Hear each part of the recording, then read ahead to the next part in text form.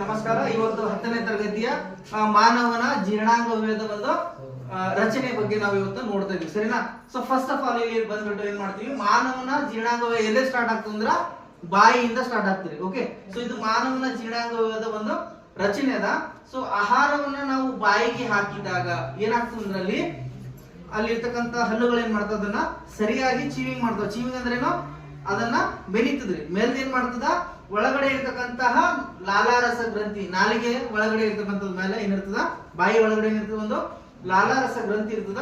ಆ ಲಾಲಾರಸ ಗ್ರಂಥಿ ಏನ್ ಮಾಡ್ತಂದ್ರ ಲಾಲಾರಸ ಅಂತಕ್ಕಂಥ ಒಂದು ರಸವನ್ನ ಸ್ರವಿಕೆ ಮಾಡ್ತದ. ಆ ಲಾಲಾರಸ ಏನ್ ಮಾಡ್ತದ, ಆಹಾರವನ್ನ ಏನ್ ಮಾಡ್ತದ, ಅನ್ನನಾಳದ ಮೂಲಕ, ಇದು ಏನದ್ರಿ ಅನ್ನನಾಳದ, ಅನ್ನನಾಳದ ಮೂಲಕ ಇಲ್ಲಿ ಕಳಿಸ್ತದ ಅಂದ್ರ ಜಠರ ಕಳಿಸ್ತದ. ಇದು ಏನದ ಮಾನವನ ಜಠರ ಅದ. ಓಕೆ, ಇದು ಜಠರದ ರಚನೆ. ಈ ಜಠರದಲ್ಲಿ ಬರ್ತದ ನಮ್ಮ ಆಹಾರ. ಯಾವಾಗ ಆಹಾರ ಜಠರದಲ್ಲಿ ಬರ್ತದೋ ಆಗೇನಂತ ಜಠರ ವಿಕಸನಗೊಳ್ತದ, ಅಂದ್ರೆ ಜಠರ ದೊಡ್ಡದಾಗ್ತದ. ಆಹಾರ ಬಿತ್ತಂದ್ರ ದೊಡ್ಡದಾಗ್ತದ.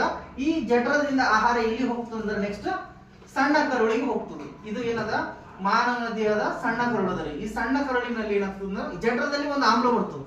ಯಾವ ಆಮ್ಲ ಇರ್ತಂದ್ರ HCl. HCl ಅಂದ್ರೇನು, ಹೈಡ್ರೋಕ್ಲೋರಿಕ್ ಆಮ್ಲ. ಸೊ ಈ ಆಮ್ಲದಿಂದ ಏನಾಗ್ತದಂದ್ರ ಅಲ್ಲಿರ್ತಕ್ಕಂಥ ಆಮ್ಲೀಯತೆನ ಕ್ರಿಯೇಟ್ ಮಾಡ್ತದೆ. ಯಾವಾಗ ಆಮ್ಲೀಯತೆ ಕ್ರಿಯೇಟ್ ಮಾಡ್ತದೆ ನೋಡಿ, ಇಲ್ಲಿ ಪೆಪ್ಸಿನ್ ಅಂತ ಕಿಣ್ವದಿಂದ ಏನಾಗ್ತದ, ಈ ಲೋಳೆ ಅಂತ ದ್ರವ ಜಠರದ ಮೇಲೆ ಹನಿ ಹನಿ ಬೀಳೋದ್ರಿಂದ ಏನಾಗ್ತದ ಅಂದ್ರ ಜಠರ ನಮ್ದು ಉರಿಯಲ್ಲ. ಓಕೆ, ಆಮ್ಲ ಜಾಸ್ತಿ ರೆಡಿ ಆದಕ್ಕೆ ಏನದ ಉರಿಯಲ್ಲ.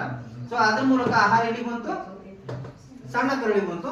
ಆ ಸಣ್ಣ ಕರಳಿನಲ್ಲಿ ಸಂಪೂರ್ಣ ಏನಾಗ್ತದ, ಆಹಾರ ಪಚನ ಕ್ರಿಯೆಗೆ ಒಳಪಡ್ತದೆ. ಓಕೆ, ಸಣ್ಣ ಕರಳಿನಲ್ಲೇ ನಮ್ಮ ಪೂರ ತೆಗೆದುಕೊಂಡ ಆಹಾರ ಏನಾಗ್ತದ, ಜೀರ್ಣ ಆಗ್ತದ. ಅಲ್ಪ ಸ್ವಲ್ಪ ಏನ್ ಆಹಾರ ಉಳಿತು ನೋಡ್ರಿ ಜೀರ್ಣ ಆಗೋದು, ಅದು ಏನಾಗ್ತದ, ಇದು ಏನದ ನೋಡ್ರಿ, ಇದು ಏನದ ದೊಡ್ಡ ಕರಳದಲ್ಲಿ. ಈ ದೊಡ್ಡ ಕರಳಿನ ಮೂಲಕ ಏನ್ ಮಾಡ್ತದಂದ್ರ ಅದು ಗುದದ್ವಾರದ ಮೂಲಕ ಏನಾಗ್ತದ, ಹೊರಗ ಹಾಕಲ್ಪಡ್ತದೆ. ಓಕೆ, ಸೊ ಇದು ಮಾನವನ ಜೀರ್ಣಾಂಗವ್ಯೂಹದ ಒಂದು ರಚನೆ ಅದ. ಸೊ ಇದಕ್ಕೆ ಏನಂತ ಕರಿತೀವಿ, ಯಕೃತ್ ಅಂತ ಕರಿತೀವಿ. ಮಾನವನ ದೇಹದಲ್ಲಿ ಇರ್ತಕ್ಕಂಥ ಒಂದು ಅತ್ಯಂತ ದೊಡ್ಡ ಗ್ರಂಥಿ ಕೂಡ ಅಂತ ಹೇಳ್ಬೋದು. ಇದು ಯಕೃತ್. ಸೊ ಇದು ಏನದ, 2 ಶ್ವಾಸಕೋಶಗಳದವ. ಇಲ್ಲೇನದ ಹೃದಯ. ಸೊ ಇದು ಜಠರ, ಇದು ದೊಡ್ಡ ಕರಳು, ಸಣ್ಣ ಕರಳು. ಸೊ ಇದು ಒಂದು, ಇದು ನೋಡ್ರಿ, ಇದು ಏನದ, ಮೆದುಳು. ಓಕೆ, ಸೊ ಇದು ಮಾನವನ ದೇಹದ ಒಂದು ಮೆದುಳು. ಓಕೆ, ಮೆದುಳಿಂದ ಪಾಠ ಮುಂದದ ಅವಾಗ